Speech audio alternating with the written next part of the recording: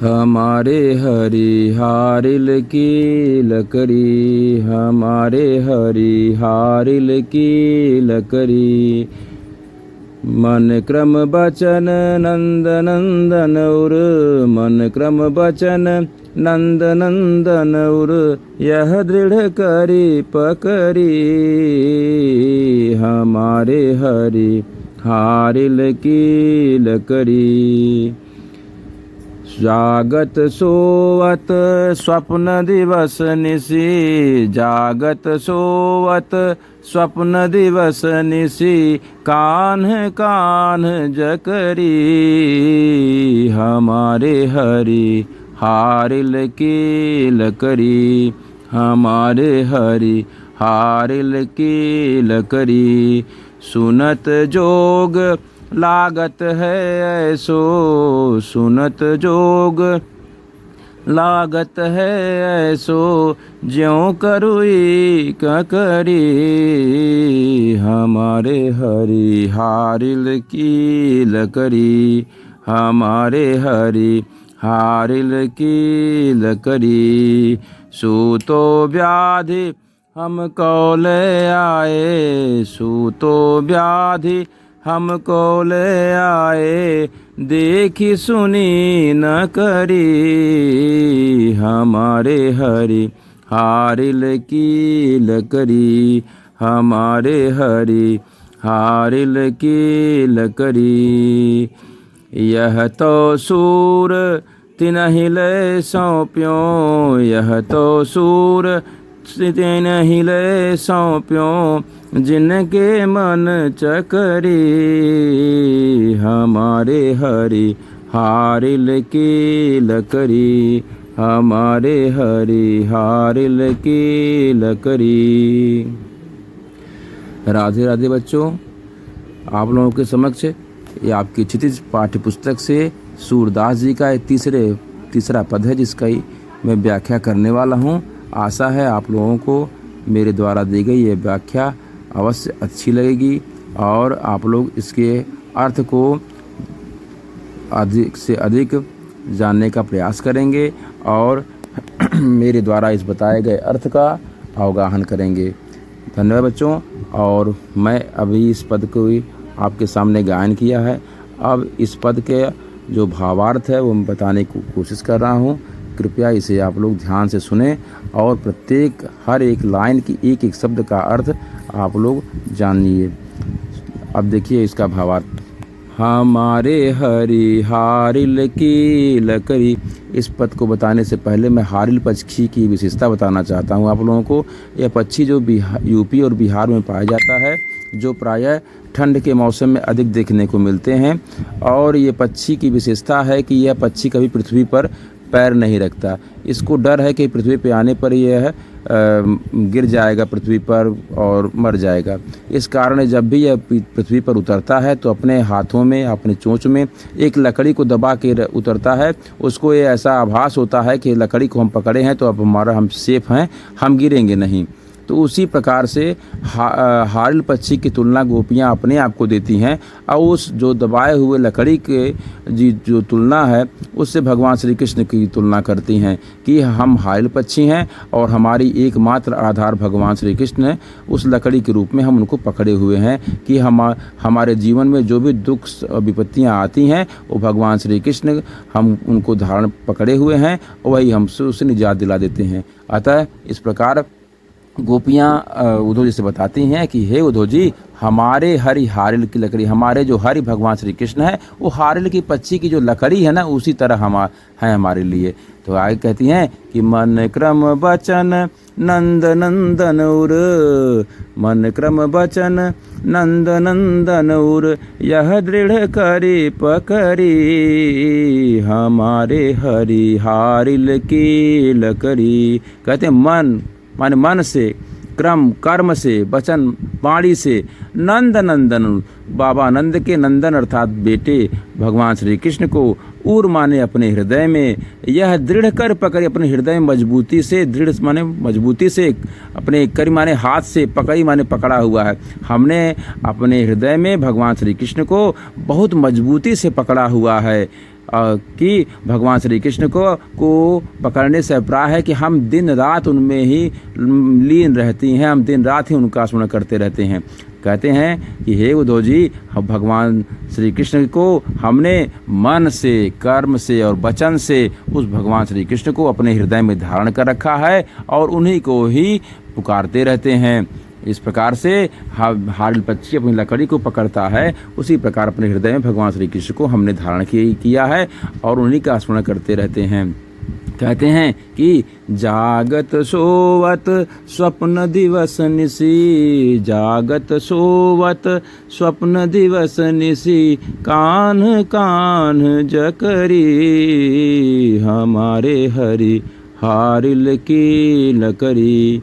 कहते हैं कि जागते सोवत सोते हुए, स्वप्न माने स्वप्न में, दिवस माने दिन में, निश माने रात में, यानी जागते सोते स्वप्न में, दिन में, रात में, कान्ह कान्ह जकरी।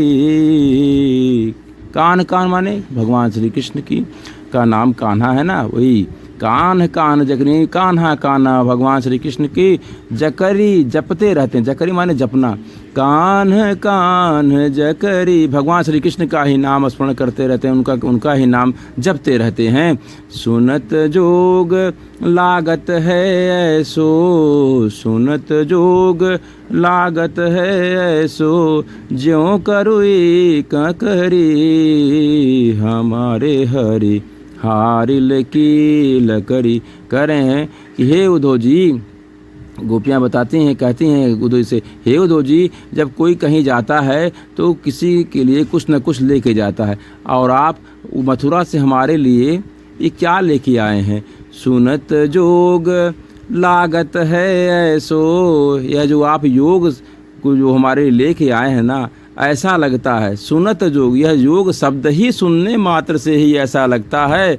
ज्यों करुई ककरी, ज्यों माने जैसे ही, करुई यानी कोई कड़वी, ककरी का फल हमने खा लिया हो। यह योग का शब्द सुनने मात्र से ही हमारे अंदर ऐसा प्रतीत होने लगता है जैसे हमने कोई ककड़ी का फल खा लिया हो। यह योग शब्द से हमें बहुत ही हमको कष्ट पहुंचाता है, जैसे हमारा मुंह ही पूरा खराब हो गया हो। ककड़ी का फल जिन्होंने खाया होगा वो जानते हो कितनी कड़वी लगती है, पूरा मुंह बेकार कर देती है। उसी प्रकार गोपियाँ कहती हैं कि हे उद्धव जी, यह जो वो योग शब्द है यह हमारे लिए कड़वी ककड़ी के फल के बराबर है। जिस तरह से कड़वी ककड़ी का फल खाने पर मुंह बेकार हो जाता है, उसी प्रकार इस योग को सुनने मात्र से ही हमें बहुत ही बुरा फील हो रहा है, बहुत ही बेकार लग रहा है। आए कहते हैं गोपियाँ कि सूतो व्याधि हमको ले आए, सूतो व्याधि हमको ले आए, देखी सुनी न करी हमारे हरि हारिल की लकड़ी। हे उद्धव जी, सब कुछ न कुछ उपहार लेके आते हैं, ये मथुरा से हमारे लिए कौन सा व्याधि माने रोग हमको ले आए, हमारे लिए लेके आए हैं। सूतो व्याधि हमको ले आए, हे उद्धव जी, यह जो योग रूपी रोग हमारे लिए आप लेके आए हैं ना, ये इस योग को देखी सुनी न करी हमारे हरि हारिल की लकड़ी। हे उद्धव जी, यह जो मथुरा से आप जो है योग रूपी जो रोग हमारे लिए लेके आए हैं ना, इस योग को न हमने कभी देखा है, न सुनी, न तो सुना है, और ना ही करी, ना ही किया ही है। हे उद्धव जी, ये इस योग नामक रोग को ना हमने कभी देखा है, ना हमने कभी सुना है, ना हमने कभी किया ही है। हे उद्धव जी, यह जो योग है ना, ये हमारे बस की बात नहीं है, हम इसको नहीं धारण कर सकती, ना इसको हम कर सकती हैं। आगे गोपियाँ कहती हैं उद्धव जी से, यह तो सूर तिनहि ले सौंप्यों, यह तो सूर तिनहि ले सौंप्यों, जिनके मन चकरी हमारे हरि हारिल की लकड़ी। हे उद्धव जी, यह जो योग है ना, ये तो सूरदास जी कह रहे हैं, योग की गोपियों के माध्यम से कहवा रहे हैं कि यह तो तिनहि ले सौंप्यों, यह जो योग है ना, वो तिनहि माने उन लोगों को सौंप दीजिए। किन लोगों को? जिनके मन चकरी, जिनका मन चंचल है। वैसे भी हमने सुना है, गोपियाँ कहते हैं वैसे भी हमने सुना है कि योग वही व्यक्ति करता है जिनका मन स्थिर नहीं रहता, जिनका मन चंचल रहता है और योग करें तो उनका मन स्थिर हो जाता है। हमारा मन तो पहले से ही भगवान श्री कृष्ण में स्थिर है, तो हमें योग की कोई आवश्यकता है ही नहीं। हे उद्धव जी, यह तो जो योग है ना, तिनहि सौंपो, उन लोगों को दे दीजिए जिनके मन चकरी, जिनका मन चकरी की भांति चंचल है। ऐसे लोगों को आवश्यकता भी है योग की, आप उन लोगों को प्रदान कर दीजिए। हमारा मन तो भगवान श्री कृष्ण में एकमात्र निष्ठ है। हम उनको दिन में रात में जागते सोते हमेशा कान्हा कान्हा पुकारते रहते हैं, और यह योग जो है हमारे बस की बात नहीं है। प्यारे बच्चों, इस प्रकार गोपियों ने उद्धव जी के इस योग की निंदा की और योग को ग्रहण करने से मना कर दिया। यही इस पद में सूरदास जी ने हम लोगों को बताया है, और आशा करता हूँ कि आपको यह पसंद आया हुआ होगा और इसका भावार्थ आप लिख लीजिएगा। अब एक शार्ट रिवीजन देख लीजिए जल्दी जल्दी से कि हमारे हरि हारिल की लकड़ी, हमारे जो हरि भगवान श्री कृष्ण हैं वो हारिल पक्षी की लकड़ी की भांति हैं। मन क्रम वचन नंद नंदन उर यह दृढ़ कर पकड़ी, मन से कर्म से वचन से भगवान नंद बाबा के लड़के भगवान श्री कृष्ण को अपने हृदय में हमने मजबूती के साथ पकड़ा हुआ है। जागत सोवत स्वप्न दिवस निसी, कान्ह कान्ह जकरी, जागते हुए सोते हुए स्वप्न में दिन में रात में कान्हा कान्हा ही पुकारते रहते हैं, कान्हा कान्हा की ही रट लगाए रहते हैं। सुनत जोग लागत है ऐसो ज्यों करुई ककरी, योग शब्द को सुनने मात्र से ही है उद्धव जी हमको ऐसा लगता है कि जैसे हमने कोई कड़वी ककड़ी का फल खा लिया हो। यह योग शब्द को सुनने से ही प्रतीत होता है, हमें अच्छा नहीं लगता। सूतो व्याधि हम कौले आए, देखी सुनी न करी, हमारे हरि हारिल की लकड़ी। यह तो आप मथुरा से हमारे लिए व्याधि लेके आए हैं, व्याधि नहीं रोग। कैसा रोग? योग रूपी रोग। जो मथुरा से आप हमारे लिए ये योग रूपी रोग लेके आए हैं ना, इस योग को न हमने कभी देखा है, न सुना है और ना ही किया है। हे उद्धव जी, यह योग हम नहीं कर सकेंगी। हाँ, इतना अवश्य जानती हैं कि योग वही करता है जिसका मन चंचल होता है। हमारा मन तो एकमात्र भगवान श्री कृष्ण में निष्ठ है, यह आप उनको दे दीजिए। यह तो सूर तिनहि लय सौंप्यों, हे उद्धव जी तिनहि लय सौंपो, यह योग उनको सौंप दीजिए, उनको दे दीजिए। जिनके मन चकरी, हमारे हरि हारिल की लकड़ी, यह तो उनको दे दीजिए जिनका मन चकरी की भांति चंचल है। ऐसे लोगों को योग की आवश्यकता है। अतः हे उद्धव जी, यह आप उनको दे दीजिए। हमारा मन तो भगवान श्री कृष्ण में एकमात्र निष्ठ है। हम उनके सिवाय और किसी को की आराधनाएं नहीं करती हैं और ना ही किसी को जानती हैं। भगवान श्री कृष्ण को हम लोग हृदय में धारण की हुई हैं, उनको मजबूती से पकड़ी हुई हैं। हमारे सभी संकटों को वही प्रभु दूर करते हैं। अतः बच्चों, आप लोगों ने इस प्रकार भगवान श्री कृष्ण की गोपियों का जो उनकी भावनाएं थीं, उन्होंने उद्धव जी से कहा, मैंने इसका आपको भावार्थ बताया। आशा करता हूं कि आपको ये भावार्थ पसंद आया होगा। आप इस चैनल को सब्सक्राइब कीजिए अधिक से अधिक और शेयर कीजिए, लाइक कीजिए। और आपको लिए मैं इस पाठ से जल्दी ही सारे MCQ प्रश्न और सारे लॉन्ग आंसर पर, शॉर्ट आंसर पर सभी प्रश्न बता दूँगा और एक वीडियो लेके आऊँगा। और आपके लिए आगामी बोर्ड परीक्षा में जितना भी हो सकेगा मेरे द्वारा आपको सहायता पहुंचाई जाएगी, ऐसा मैं आपको लोगों को वचन देता हूं।